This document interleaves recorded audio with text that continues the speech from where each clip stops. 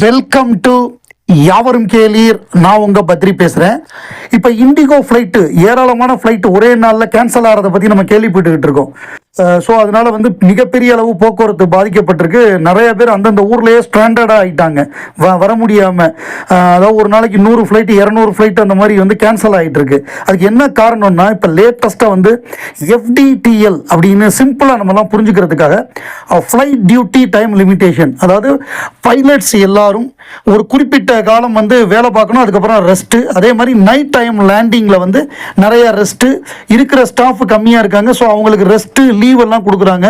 இது பிப்ரவரி மாதம் வரை இந்த பிரச்சனை இருக்கும், அதுவரை இந்த கேன்சலேஷன் இருக்கும். இதை ஒரே நாளில் தவிர்க்க முடியாது. இது ஒரு சின்ன பிரச்சனைனால வரல, இது ஒரு பெரிய செயின் ஆஃப் ஈவெண்ட்ஸ். ப்ளஸ் இந்த இப்போ இருக்கக்கூடிய இந்த வின்டர் கிளைமேட் எல்லாம் சேர்ந்து மிகப்பெரிய அளவில் ஃப்ளைட்லாம் கேன்சல் ஆகிட்டு இருக்கு. ஸோ இதுதான் சிம்பிளாக சொல்லணும்னா, இந்த ஃப்ளைட்லாம் கேன்சல் ஆனது காரணம். அதனால தான் பல பேர் அந்தந்த ஊர்லேருந்து வர முடியாமல் தவிக்கிறாங்க. நம்பர் 1.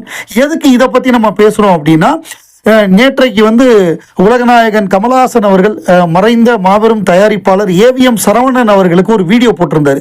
வீடியோ போட்டு என் தந்தை போன்றவர், அதாவது சாருஹாசன் சந்திரஹாசன் எப்படியோ அந்த மாதிரி எனக்கு AVM சரவணன் சின்ன வயசுலேருந்தே எனக்கு அவர் அப்படி தான் இருந்தார். எனக்கு ஒரு வழிகாட்டி, எனக்கு தந்தை ஸ்தானத்தில் தான் நான் அவரை பார்க்குறேன்னு சொல்லி ஒரு கண்ணீர் மல்க ஒரு வீடியோ போட்டிருந்தார். அதில் நிறைய பேர் கேட்டிருந்தாங்க, நேராக வராமல் என்னையா நீ வீடியோ போடுற, உனக்கு வர்றதுக்கு என்ன அப்படின்னு கண்ணா கேள்விகள் கேட்கப்பட்டது.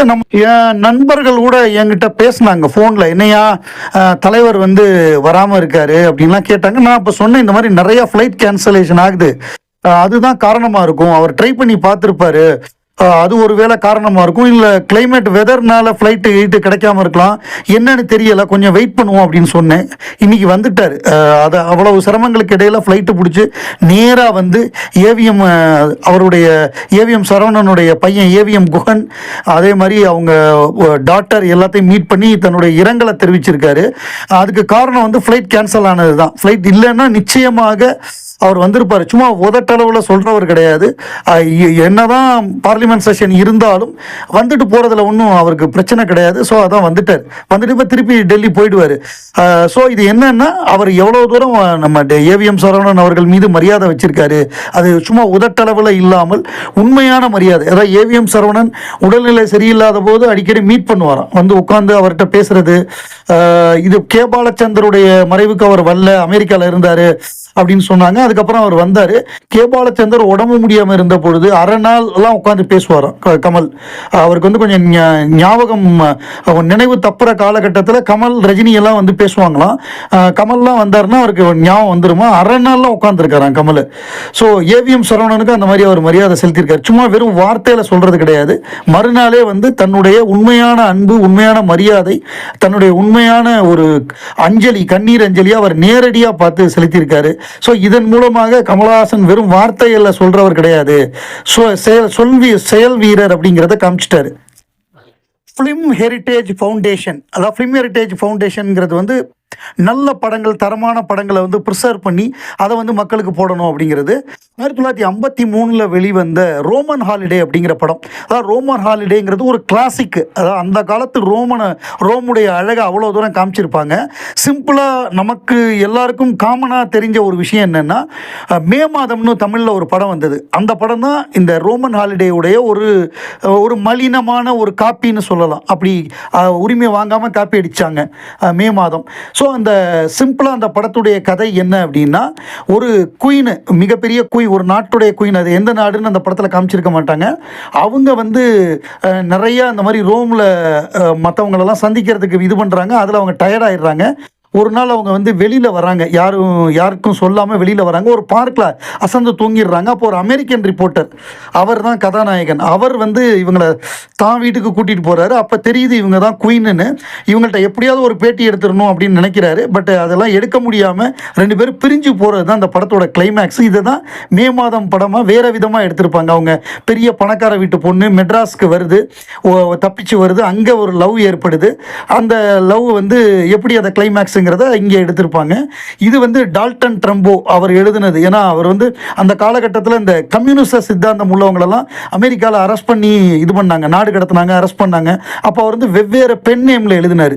2011 தான் இது வந்து எழுதினது டால்டன் ட்ரம்போ அப்படிங்கிற அவருக்கு அந்த பேர் கிடைத்தது. ஸோ இந்த படம் வந்து ஒரு ஒரு ஆல் டைம் கிரேட் மூவி. இது எதனால் இதை பற்றி இப்போ சொல்கிறோம் அப்படின்னா, உலகநாயகன் கமல்ஹாசன் அவர்கள் இந்த படத்துடைய ஸ்க்ரீனிங் சமீபத்தில் நடந்திருக்கு பாம்பேயில். அந்த ஸ்க்ரீனிங்காக ஒரு வீடியோ, அதாவது படம் ஆரம்பிக்கிறதுக்கு முன்னாடி இந்த படத்தை பற்றின ஒரு வீடியோ, கமல் சார் வந்து இந்த படத்தை பற்றி பேசலை, இந்த படத்துடைய டெக்னீஷியனான டால்டன் ட்ரம்போ, இந்த ரைட்டர் வில்லியம் வைலர் டைரக்ட் பண்ணி, டால்டன் ட்ரம்போவுடைய படம் டைரக்ஷன் வில்லியம் வைலர், ரைட்டிங் வந்து டால்டன் ட்ரம்போ, அவருடைய அந்த அவரை பற்றி ஒரு 3 நிமிஷத்துக்கு பேசி ஒரு வீடியோ போட்டிருக்காரு.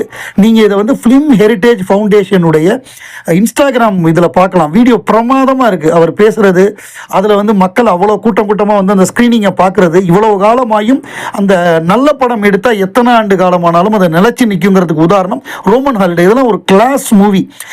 அதாவது பேட்டி எடுக்கணும்னு ஒரு பத்திரிகையாளர் இந்த பேட்டி மூலமாக நம்ம வேர்ல்டு ஃபுல்லாக பாப்புலர் ஆகணும்னு நினைக்கிறாரு. கடைசியில் அந்த பேட்டி எடுக்க முடியாமல் போயிடுது. அந்த குயினோடு அவர் இருந்தும், கதாநாயகியோடு இருந்தும் அவரால் அதை எடுக்க முடியாமல் ஒரு சோகமாக பிரிகிறது, அவர் வெளியிலையும் சொல்ல முடியாத ஒரு ஒரு விஷயமா முடிகிறதுங்கிறது வந்து ஒரு கிளாசிக்கு.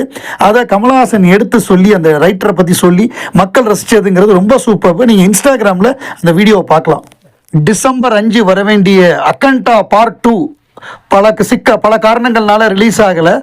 அதே மாதிரி லாக்டவுன்கிற படம் ரிலீஸ் ஆகலை. வேற ஒரு ஹிந்தி படம், நம்ம ரன்வீர் கபூர் நடிச்சிருக்கிற ஹிந்தி படம் துரந்தார், அந்த படம் வந்து 3 மணி நேரம் 40 நிமிஷம் ஓடுது போல் இருக்கு. ஸோ இதுக்கு நடுவில் வந்து களம் காவல் அப்படிங்கிற மலையாள படம், மம்முட்டியும் ஜெயிலர் படத்துலலாம் நடித்தார்ல வில்லனா, அவரும் நடிச்சிருக்காரு. ஸோ விநாயகன், அந்த படத்துடைய கதாநாயகன் ஒரு போலீஸ் அதிகாரியாக விநாயகனும், ஒரு சைக்கோபாத்தா மம்முட்டி, வில்லனா மம்முட்டியும் நடிச்சிருக்காங்க. சயனைடு மோகன் அப்படிங்கிற ஒரு ரியல் லைஃப் ஸ்டோரியை வந்து படமாக்கியிருக்காங்க. சைனட் மோகனுடைய லைஃப் தான் வந்து அந்த கேரக்டரில் தான் மம்முட்டி நடிச்சிருக்காரு. ஒரு பெரிய கதாநாயகனாக இருக்கக்கூடியவர் ஒரு வில்லனா வந்து பண்ணுறதுங்கிறது வந்து ரொம்ப ரேர். பிரமாதமாக நடிச்சிருக்காருன்னு ரிவ்யூலாம் வருது.